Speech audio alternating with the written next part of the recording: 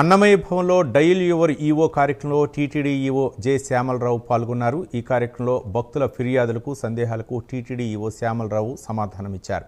ఈ కార్యక్రమంలో అదనపు ఈవో వెంకయ్య చౌదరి పాల్గొన్నారు. శ్రీవారి సేవలో సంస్కరణలు తీసుకొస్తున్నామని ఈవో అన్నారు. ముఖ్యమంత్రి ఇటీవల తిరుమల పర్యటనలో కొన్ని సూచనలు చేశారని 50% శ్రీవారి సేవకులను అనుభవం ఉన్న వారికి 50% కొత్త వారికి అవకాశం కల్పించనున్నట్లు తెలిపారు. ఈ సంస్కరణల గురించి తెలియచేయడం జరిగింది.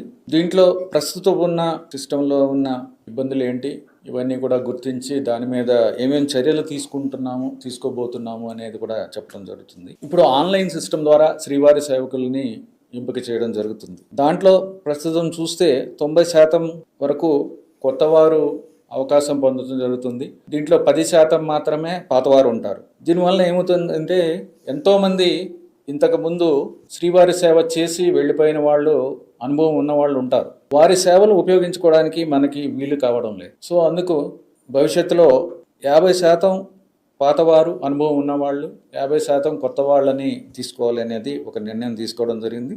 ఆ విధంగా ఈ ఏర్పాట్లని, వాటికి సంబంధించి ఏర్పాట్లు కూడా చేయడం జరుగుతుంది. ఎవరైతే మనకి సేవ కోసం వస్తున్నారో గ్రూప్ లీడర్ కానీ, వాలంటీర్ కానీ, వారందరూ కూడా ట్రైన్డ్ ఉండాలి, సర్టిఫైడ్ ఉండాలి. తర్వాత నిపుణులను ఏ విధంగా మనము శ్రీవారి సేవలో మనం ఉపయోగించుకోవచ్చు అనేది కూడా, దీని మీద కూడా ఒక సిస్టమ్ ఒకటి డెవలప్ చేయడానికి నిర్ణయం తీసుకున్నాము. ఇవన్నీ కూడా రాష్ట్ర ప్రభుత్వంలో ప్లానింగ్ విభాగం ఉంటుంది, టౌన్ ప్లానింగ్ విభాగం ఉంటుంది. డోనర్ కాటేజెస్ లో కూడా ఇబ్బందులు ఉన్నాయి, మఠాల్లో ఇబ్బందులు ఉన్నాయి, టీటీడీలో కన్స్ట్రక్ట్ చేసే బిల్డింగ్స్ లో కూడా ఈ ఇబ్బందులు ఉన్నాయి.